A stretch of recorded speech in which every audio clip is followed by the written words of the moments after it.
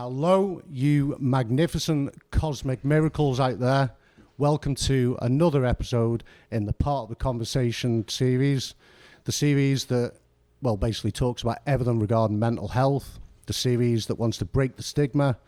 The series that wants to fight back, give you a voice, a bit of advice, and basically do our part to get people talking about mental health, talking to each other, starting that conversation, and basically getting the message out.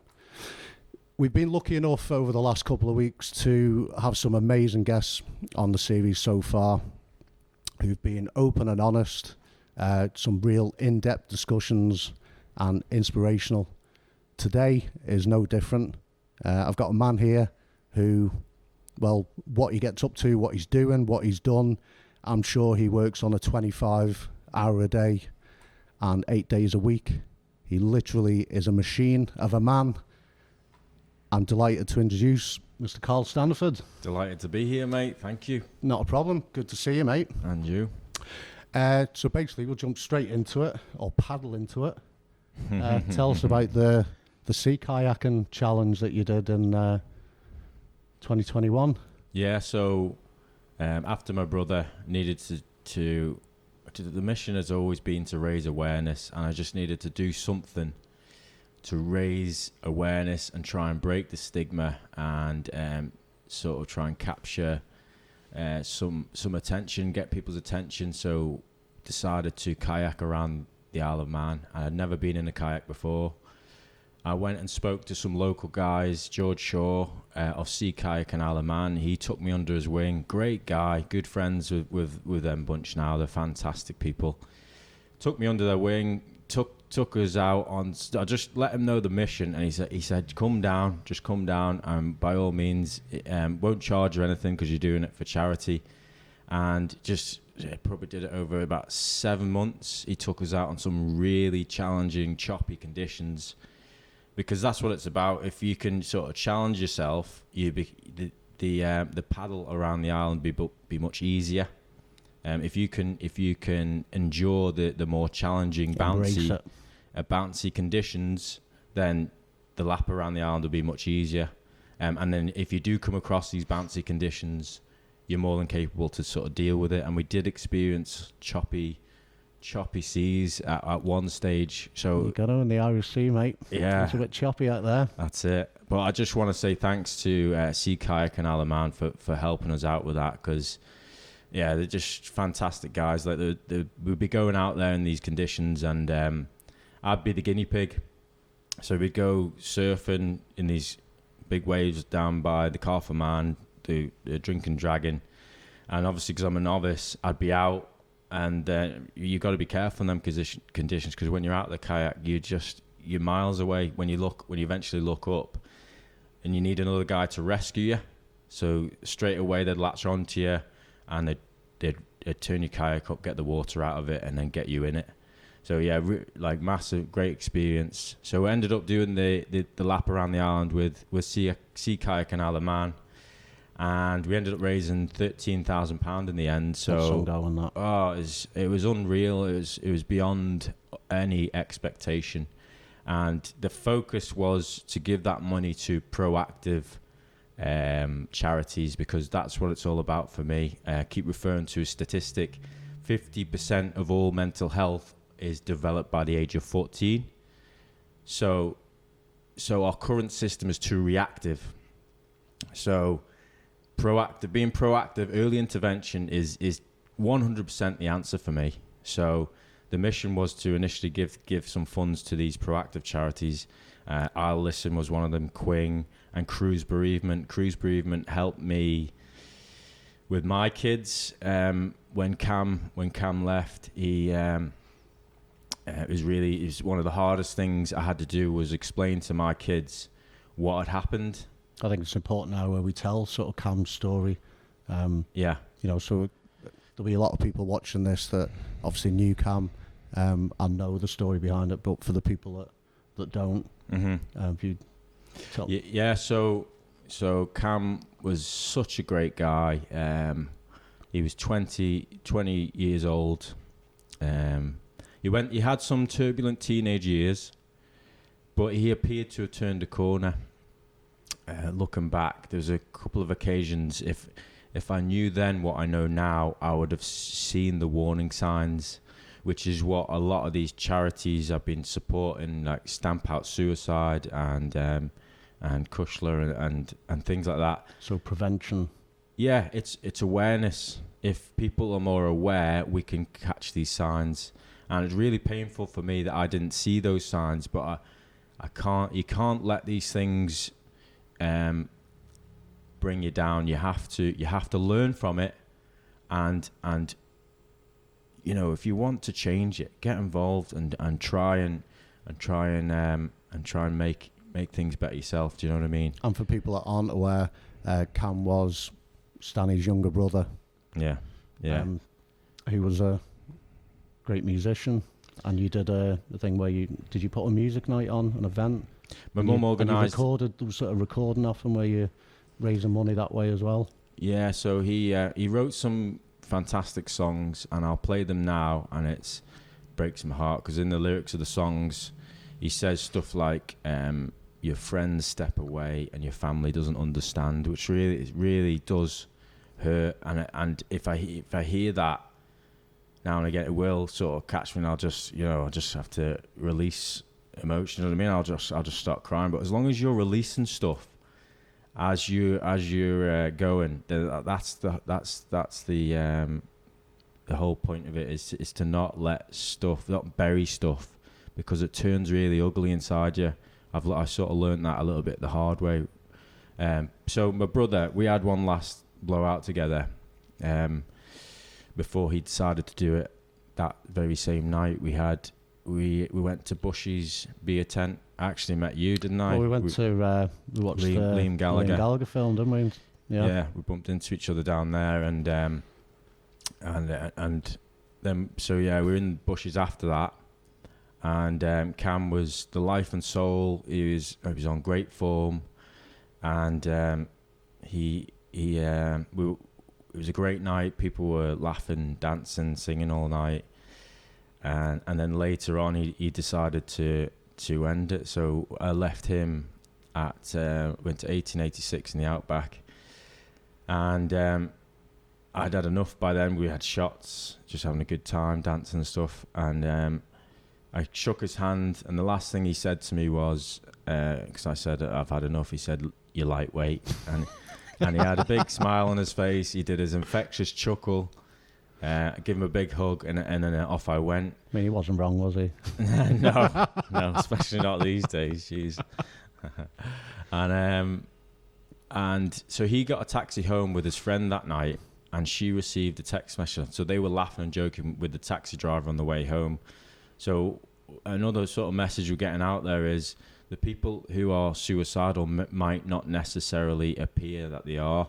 So you have to be sort of extra sort of vigilant to the signs. So he left that taxi and he sent a text message to his friend saying, "I hate myself." And then that very same night, he decided to end it. So the next day, I woke up to a knock at the door. And I walked downstairs, opened the door, and I could tell by the look in my mother's eyes there was something drastically wrong. And she told me that what Cam had done, and I just broke down. I didn't want to believe it. And then I went through a sort of a process of burying that, and I ended up starting a fight with a good friend of mine who, because I was pushing this down, I just kept saying to myself, "I'm okay, I'm fine, I'll be all right." And then I wasn't processing stuff, so I started this fight. Luckily, it was on a friend that knew me very well, and he knew it was out of character. He gave me a few tips. Well, it would. I mean, we've known each other a long time. That isn't really in your nature, is it? That's it, yeah. That's it. So he gave me a couple of sort of pointers and sort of things to do, so I sort of listened and followed it. He said, try and get some help and stuff. So I did that, and that really helped. So, and then since then, it's been about learning from what's happened in the past and trying to break the stigma and trying to, because the problem is society belief systems that we have. So people don't feel comfortable enough to talk to each other. Yeah. This is why I'm fully supporting the start conversation, because that's how it begins. You know, if we can. Well, that was, and it must be mentioned as well, like your cousin, you know, and lad that I knew as well, Jack. So he took his own life only a couple of weeks after Cam. Yeah. So that's where these beer mats and the Start a Conversation campaign kind of stemmed from, really. Was that. So this is why it's brilliant having you on today, because this is kind of where it started with all that. So the other thing there, if it works, it's right. So that was the campaign that you started after that. So tell us a bit about what you're doing there and what you're hoping to do and the things that you've done.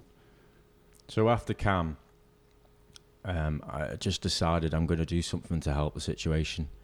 And I started, I was already sort of fascinated with psychology anyway, but I just delved deeper into it. And I read some books on communication and a few books that psychiatrists have wrote. There's one called Just Listen by, I think it's called Mark Goldstein. And the content in this book absorbed it. And there was very clear sort of instructions that they give you to experiment with, and I could do that with my children. And one of the things was so learning not to react. So when a child is in emotional distress, rather than reacting as we would normally do, to try and not calm, just we compulsively react in certain situations, don't we? What this book said was, just take a breath and let the child sort of get this emotion out. Naturally. And that is a way of them processing what they're dealing with. So I experimented with that, and what it said in the book happened. So it said, when you allow a child to do that, and then when they stop talking, you say, tell me more. They open up even more. And it said in the book, they will start crying, because you're allowing them to release this stuff that's building up inside. And sure enough, that's exactly what happened. So that fascinated me. And a lot. Because I think a lot of the thing as well, where it's kind of met with aggression, because people, like, if you don't understand someone, and it's basically, you're just crying and overreacting of something. So it is kind of met with aggression, which again forces someone to be quiet and suppress that feeling. So and that's what happens if we react, and we're all guilty of it. And you have to be really conscious of not doing it. If we react and we stop that person, we interrupt that person when they're going through that release stage, then they are burying what needs to come out. So and that exercise really helped my children and me sort of process, like let them get the stuff out that they need to, because we all have wobbles and we all have stuff that affects us, but it's finding those healthy releases and understanding how to communicate to someone in emotional distress. Very important. And this is the whole point of the wellbeing education campaign, is there's little nuggets of information that we can be getting into schools, and we can become a more self-sufficient society. We can proactive.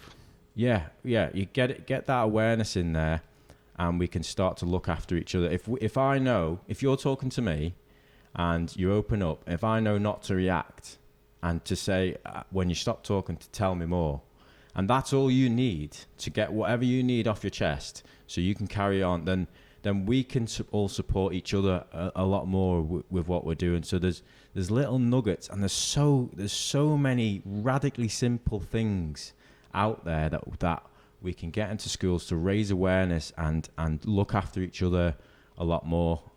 One of the other things is finding a healthy release. So exercise is a great one. So if you understand how this physiology works, you have a better idea of how to manage it. So the difference between someone who is successful and not is that all they've done is they've managed to organize their thoughts in a certain way where it works for them. And that's what it's about, finding things that work, because no two people are the same. It's finding something that works for you. Absolutely. And just continuing on that and maximising that. Yeah, so one of the sort of major things that keeps people stuck is people staying in their comfort zone. Because staying in your comfort zone, you don't find out, you don't, what's the word? When you're in a challenging environment, you have to overcome it. Yeah. And that makes you stronger. It helps you grow. Resilience, yeah. And this is what's happening in the world at the moment is people are very comfortable. The world has never been as much convenient as it has been. We can go into Tesco's and purchase any food we want from all over the world in one shop. Online, you don't even have to leave your house. This is it. Yeah, it's all super convenient. So in reality, our society, we should be happier than we ever have been, but we're not, because things are becoming too convenient, too comfortable. It's much better to keep challenging yourself and putting yourself out of your comfort zone, and that's where you learn, where you grow, you find out about yourself, absolutely, your capabilities. Because I think people, don't realise how capable they are until they're pushed into a situation where you've just got to go for it. It's mindset. You find out, yeah. It's mindset, and it's learning. Like, we all have unhelpful thoughts, unhelpful thought processes, and it's basically just ignoring that, not suppressing it or fighting it. It's just stepping to one side. Which is easier said than done. It is. Because we're all kind of creatures of patterns and behaviours. Yeah. So it's kind of breaking them, the cycle, breaking them patterns, breaking them thought processes, and rebuilding.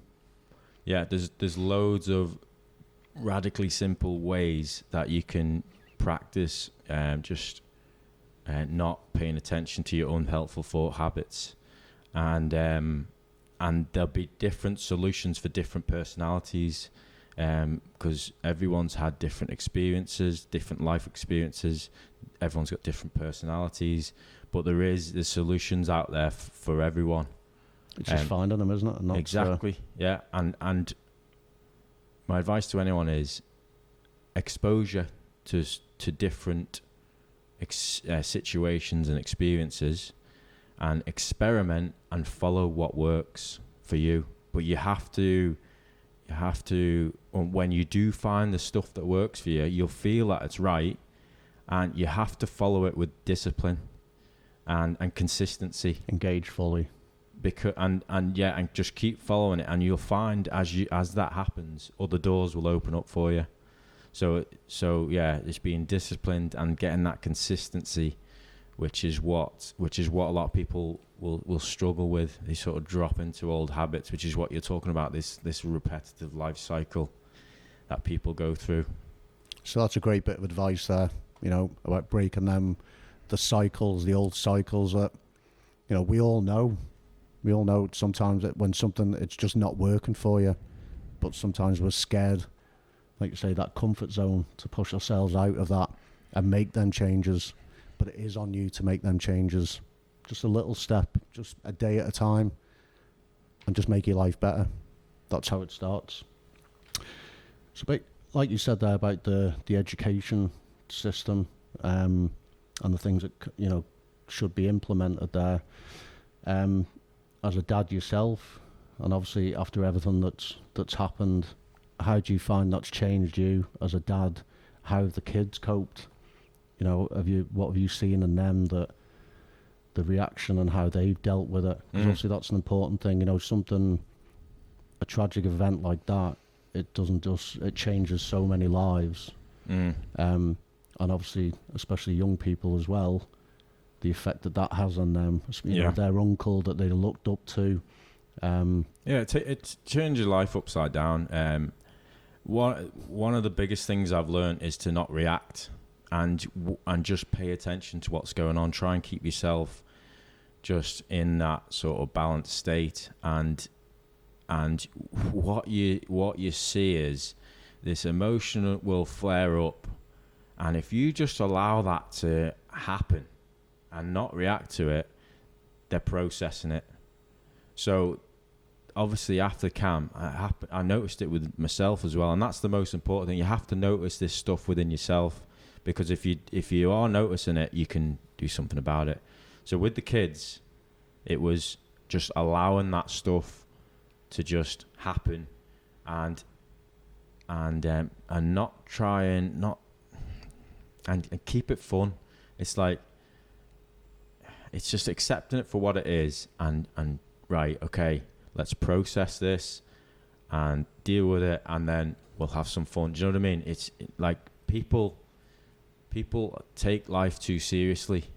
We're not here for very long.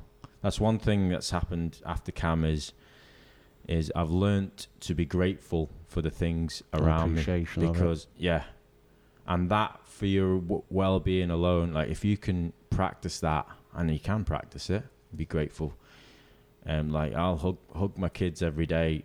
Do you know what I mean? Tell them I love them and listen to them. I was going to say, do you bring up the topic like mental health? Do you engage more with them?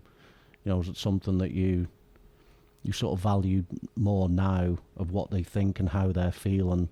Which I think a lot of parents out there, they kind of ignore that sense. They're probably scared to ask the tough questions to their kids. They don't want to kind of engage in that topic. It's a little bit, and that's part of the stigma, I suppose, isn't it? Yeah. Whether ignorance is bliss, or and then when things do happen and they've not noticed.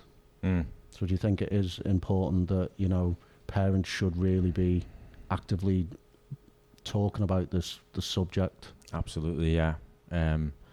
So I would never bring up this mental health directly. I would just ask how you're feeling in a roundabout kind of. Or if it's some slightly strange behaviour, I will know, hang on, something's not right here. And the next opportunity I'll get, I'll talk to them, go, is everything all right? How was your day? And usually you get this stuff coming up, they've processed it, they move on. You don't even need to advise them half the time. They just need to get this stuff off the chest. Yeah.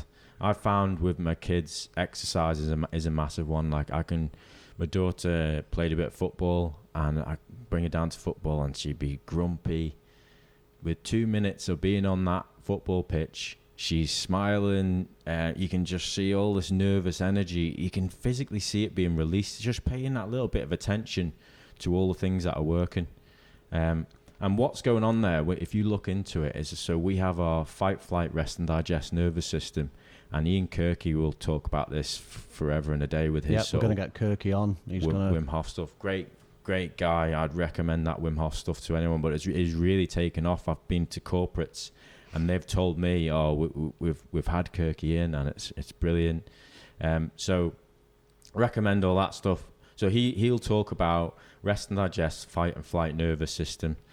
So when we are in a stressful situation, our fight flight nervous system will kick in.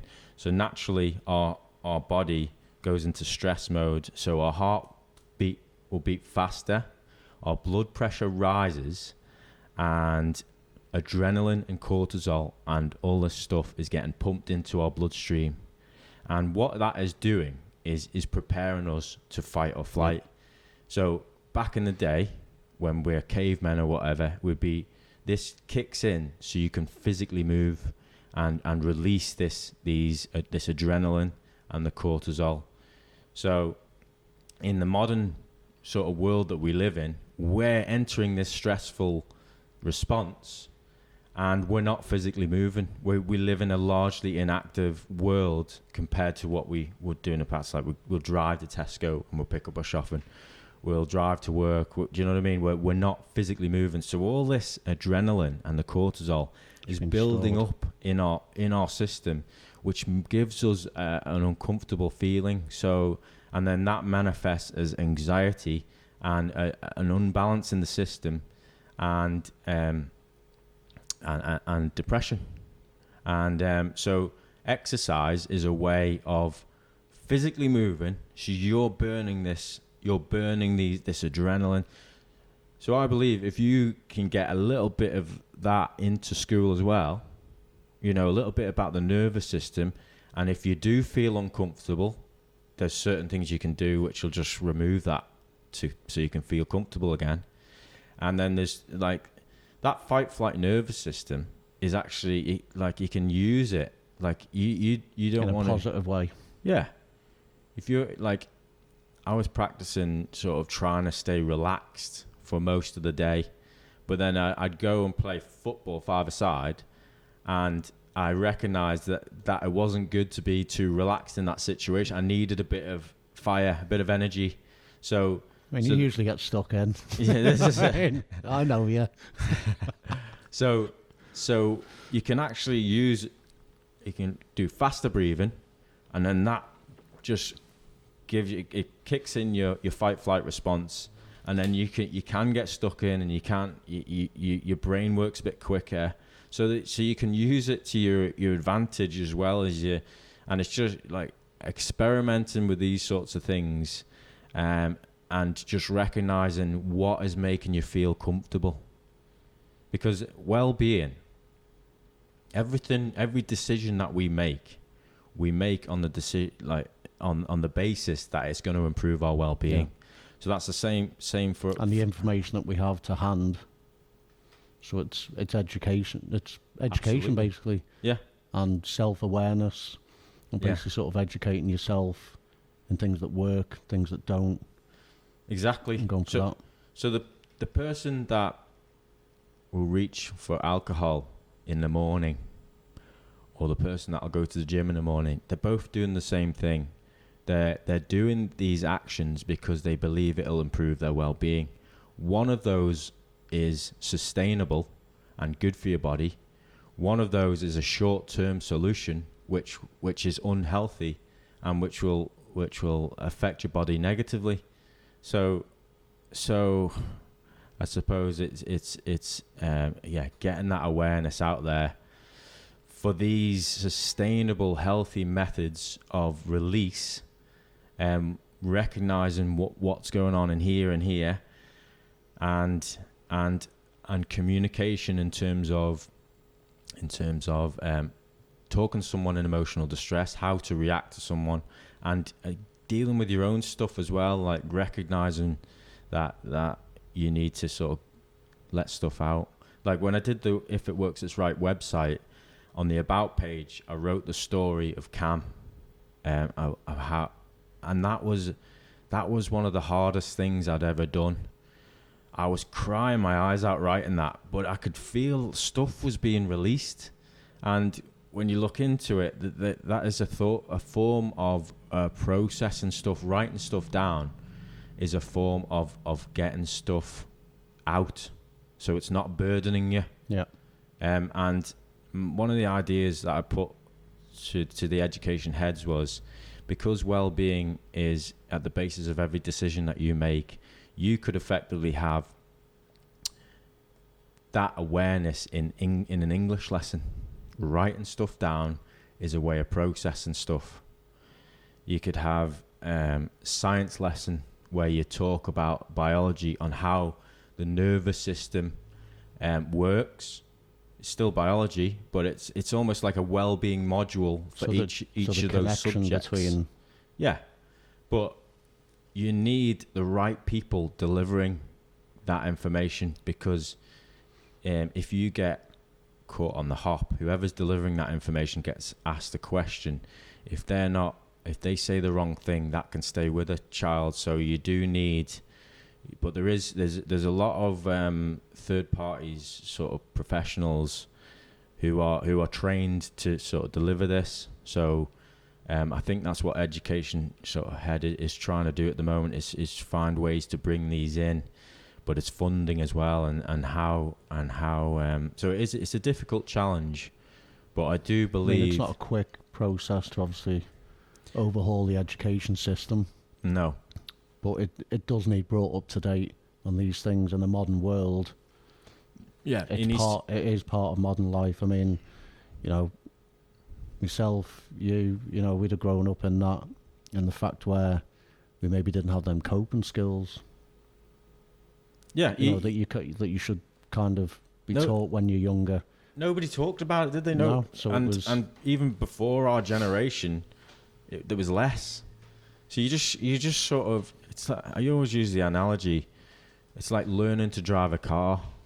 You're not told, just jump in that car and see how you get on. Yeah. You are physically shown, if you alter the biting point when you're on a hill, you'll be able to get up that hill.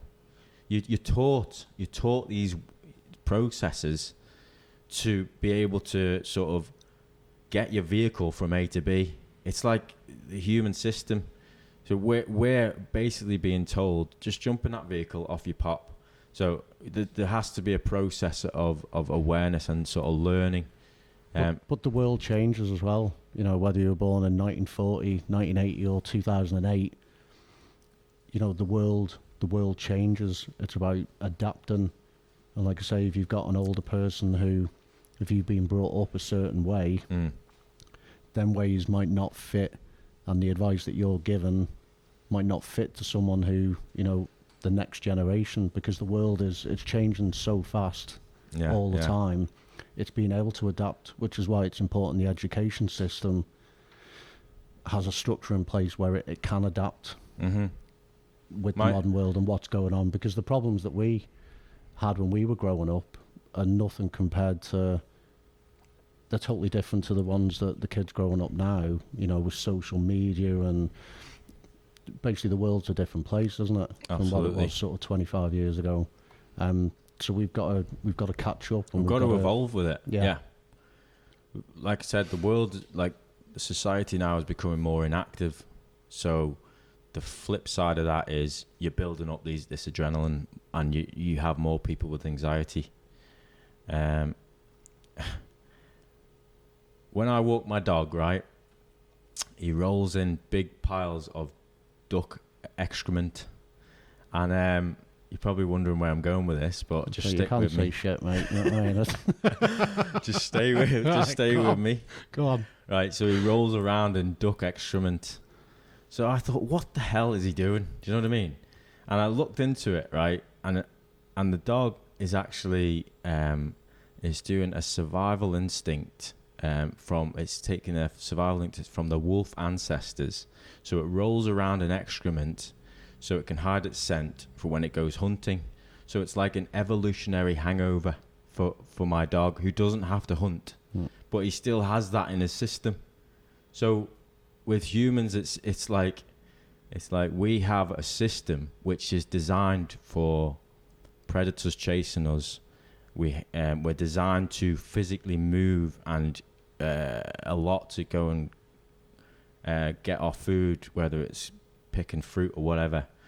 And now that's all changed. So we need to adapt ourselves to sort of to the next sort of level of evolution, isn't it? Yeah. At the end of the day, we're a more technological society, and we're in more of a concrete jungle rather than out in the wild, and that. So it's no wonder that our minds, our body, like we're not geared to the world that we're living in, basically. Absolutely. And I watched a documentary where you recognise in society where more and more people have more allergies to stuff, and when you look into it, kids that are playing in dirt, in mud, in soil, there is microscopic organisms which will keep our body in a certain balance against these allergies and stuff like that. So what we're now doing is we've got a society where the kids aren't getting in mud as much. So we're unbalanced. Is it an unhealthy overprotection that we have with our kids now? Yeah. Where we're creating like a little bubble around them, but then not being there for them on an emotional level and not helping them develop these coping skills that they need to have the resilience to go into the big bad world. Yeah. So we're kind of creating a rod for our own back there, and the fact that, and this is why we're missing so many things. I mean, do you look back, like we'll bring it back on like more of a personal level. Do you look back, like so when you listen to Cam's music, do you look back when you hear the lyrics and think, how didn't I see that? If he's been so maybe honest and open in his lyrics, like you say, if that was his way of getting things out, how he felt, is it only now when you look back and you listen to it and think? Cam came round my house one Christmas, and he showed me that song, but he only showed me part of it. He didn't show me the bit. He turned it off before it said, "My friends step away, my family doesn't understand," and he said it was a work in progress. All right. Sorry, my French. You can swear, mate. It's a real conversation. Like, for him to be that uncomfortable, to consider suicide as an option, it's horrendous, isn't it? Yeah. Like, it breaks my fucking heart. How can he be sitting there laughing with me, big smile on her face? We'll be talking about music all night till 4 o'clock in the morning. But then he goes home and he's that uncomfortable, and he can't bring it to himself to open up and talk to me about how uncomfortable he's feeling. That hurts. That's painful. And it becomes, I think, the energy that it takes to... I mean, I've kind of been in that position where I've been at that point where I didn't want to be here anymore. And you kind of don't open up because you're... On one hand, you're ashamed of how... And the reaction that you might get. And you're trying to protect the people you care about. But then that's probably the worst way, in the fact that, like now, it's all out in the open, isn't it? You know, struggles and stuff like that. That is our responsibility as a society. We need to recognise that we need to change that, which is happening. We need to make each other feel more comfortable in terms of like getting stuff off the chest, but that all comes down to understanding how to deal with someone in emotional distress, which brings us right back to resilience education or well-being education into schools. Those little tidbits of information. If your friend is a little bit emotional, try this. Do you know what I mean? Well, I know, like, talking to education heads, you have to be careful with what you're saying to a group of children, because if you say the wrong thing, it can be damaging for them. So sometimes it's what you don't say. Yeah. It's about shining a light and bringing more curiosity into the stuff that works.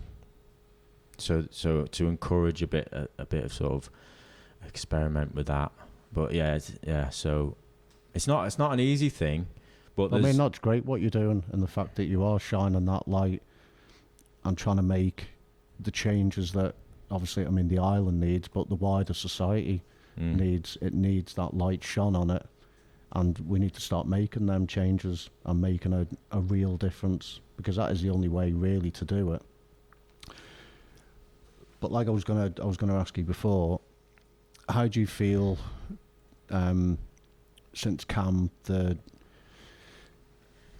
impact on the family dynamic, like the wider family, you know, your mum, your brother, you know, just, you know, the wider family. It still affects us today. It's has it brought you closer? Has it created sort of...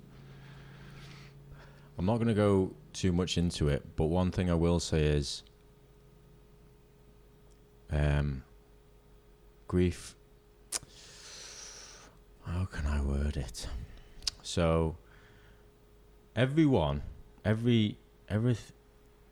people around you do strange things, to them, it's perfectly normal. We have to understand that our experience is different to another person. So if we think someone is acting a bit strange, we have to accept it. What they're doing is based on their own experience from their own world. So it's a difficult one to sort of explain, but everyone needs to go through a process of grieving, and everyone will deal with stuff in different ways. As an individual, isn't it? It's as an individual. So you have to let things ride out and try and you know, hopefully time is a healer, you know. I mean, that leads into the fact where, I mean, everything that was going on before then, so in the last, have you either said 4 years ago that you'd be doing what you're doing now in the path, it's just been a complete sort of turn, right? Yeah. So do you feel that you've stopped to grieve because you've literally, since it happened, you've done so much, you're continuing to do so much, it's like you haven't stopped, mate. So do you feel yourself, is this your way of grieving? Is it a way of subconsciously suppressing certain things? Have you stopped to grieve? So what has changed? What has changed is there's a goal, there's one direction, and that's where I'm heading. And it doesn't matter. It's for my brother. It's for everyone else who's been taken too soon, like Jack. And I do. And all the other people out there. And and everyone else. Far too many. It's like you look at the stats; it's ridiculous. So when you can find yourself a solid goal and a direction that you passionately care about, then and it's not about me. It's about my brother's legacy. So there's one mission, as to break the stigma and try and help the situation, resilience education into schools. But then do you feel that, is that motivation, something how to word it, but is it out of guilt for not spotting something with Cam? Is that what drives you now? Is it that guilt because you couldn't prevent it from happening? No, so right. I mean, the whole point we did say on this podcast, you know, it is a tough question, but the tough questions do need asked to people, and that's how we get answers. Mm-hmm. So for me, it's not guilt that's driving me. One thing that I know is anything that's happened in the past, I cannot change. No one can change that. So the first thing we must do is accept it. Once we've accepted it fully, accept it fully, there's still moments where I'll be listening to Cam's music and there's still stuff being processed. But it's part of the process. It's part of the process. Yeah. It's okay to feel, to get this stuff out. Do you know what I mean? It's part of the process, and we have to accept that as well. One thing about stress, right? You only ever get stressed about stuff if you're not accepting it. And I'm going off topic. So try, mate, just roll. So it's acceptance of what's happened, learning from it, and processing it along the way. And then what can we do to change it? What can we do to improve the situation? Because what good does it do if I am sat at home, miserable, feeling sorry for myself? It's not going to change anything. It's going to make me feel miserable. So my energy, my efforts are going towards trying to help the situation. I turn that into a positive and Absolutely. What's the point? What's the point of me being making me a victim of this situation? It's about how can we stop this situation moving forward. And it is inspirational, mate, in the fact what you're doing. You know, Thanks. there's a lot of people out there who they will be struggling. They'll know people that are struggling. Speak up and go and get help, and listen to Stanny. Listen to that advice. You know, hopefully this has given you a genuine insight into what does happen. You know, how people feel. You know, when these tragic events happen, and the process and the grief that someone like Stanny is going through, you know, none of us can imagine that pain. But even the people out there struggling, there is always hope. And like you say, it's learning to be self-aware, you know, value yourself. And it all starts with speaking up. Mm-hmm. Speaking up, education, and basically just sort of, learning what works for you. Understanding that we all have the ability to be able to take responsibility for how we feel on a day-to-day basis and do the stuff that allows us to process and become empowered, keep consistent and keep motivated and disciplined with a direction. It's very important to have a goal, a direction, because without that, it's you wobble. And the support around you. Now, do you feel that people treat you differently after it happened? Do people sort of not know what to say sometimes? You know, you've got new people that have come into your life. I mean, you've been doing a lot of work with Higgy. Great guy, by the way. Lots of of time for Higgy. He's an absolute legend. And what he's doing is brilliant as well. Oh, it's fantastic. And if you haven't seen it, go and check that episode out with Higgy. Just what a man. Yeah, part of the kayaking group as well. He's a good guy. Check out that episode. He's a guy who is brutally honest. He wears his heart on his sleeve, and I just watch him and I think, wow, that's like he's not pulling any punches there, is he? And that's what it takes. Yeah, he's got to be honest. It's got to be, because people don't, you know, they don't want to talk about the subject. Like, say, that stigma attached to it. Yeah, it needs that brutal honesty. Yeah, it's real to move things forward and to make them changes that actually make a difference. Yeah. So the support network, like we said there, around you. I mean, obviously, it's brought new people into your life. I've been fortunate enough, doing the things that I'm doing, to meet loads of people that passionately share the same goal, and we'll try and just help each other. We'll get involved and just come from different angles, isn't it? Like what totally we're doing, angles. what you're exactly. doing. And it's a different fantastic. way, but it's towards the same thing, and that's what it's going to take. All of us. Yeah. And whatever way you can, different methods, getting that message out there, and basically breaking the stigma. We can't be scared to talk about this subject anymore. Yeah. Like, we're losing far too many people. You can't just ignore it. I mean, you're playing your part just by tuning in and watching this. You know, share it. Get the message out there. That is what it's going to take. It's going to take all of us. You know.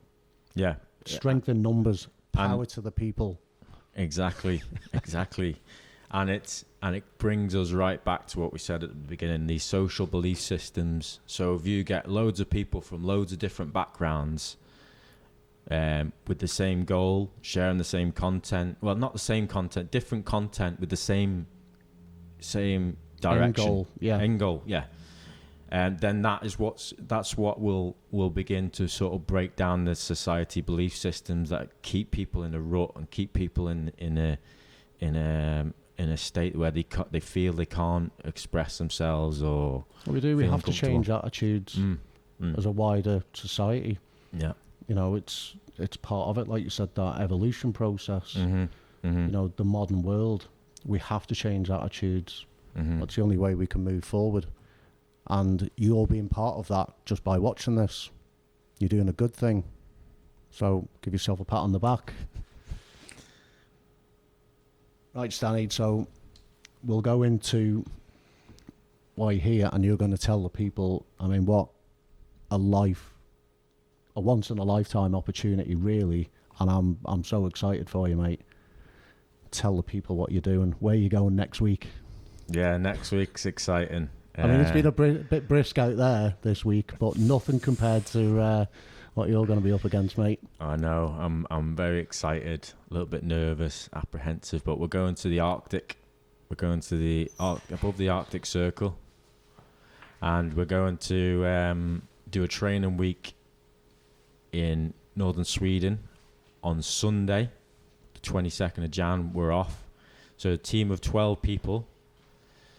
And we talked about getting outside of your comfort zone, and this all resonates with the campaign, resilience education. Oh, that's not just stepping out, that's jumping right out your comfort zone. That's just going head first. Yeah. Get involved. Don't really know what to expect. So we're going, well, the mission is to raise £50,000 for Adolescent, who are fantastic local mental health charities who are very proactive. They're in all the schools. Yeah. So huge support for them. My sister's actually working down there as well. Is she? Yeah. I think we're going to have Adam on in the next couple of weeks anyway, and great and go through a couple of things that they're doing with him. So I'm looking forward to that one. Yeah, so that's brilliant, mate, because they'll benefit from that. Yeah. So the fundraiser is a 110-kilometre snowshoe trek above the Arctic Circle. So, and it'll be totally unsupported. There's no roads, there's no hospitals, there's no phone signal. So I'm actually going there for a rest, mate. I'm looking forward to not having to sort of post stuff on social media and just absorb the experience of it all. Yeah, and hopefully, because I mean, like I just said, it is a once in a lifetime opportunity to be able to do something like this. Oh, it's massive. And so how many is there?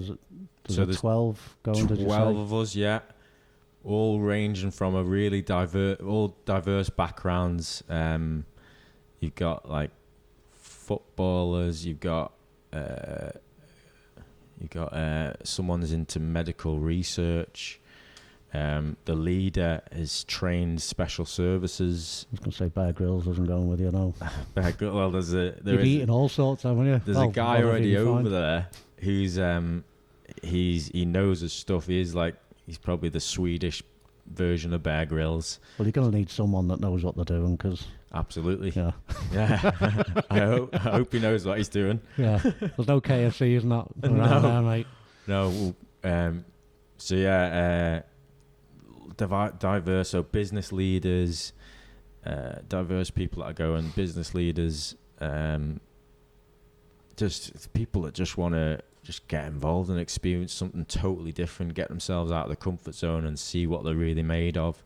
So it's going to be a really good team effort to try and, keep each other G'd up, and because there will be highs and lows, make no bones about it. When you're on a 6-day expedition, because I've spoken to George, who's been to Greenland, and people will get stressed and bark. So it'll be testing, like not reacting in certain situations.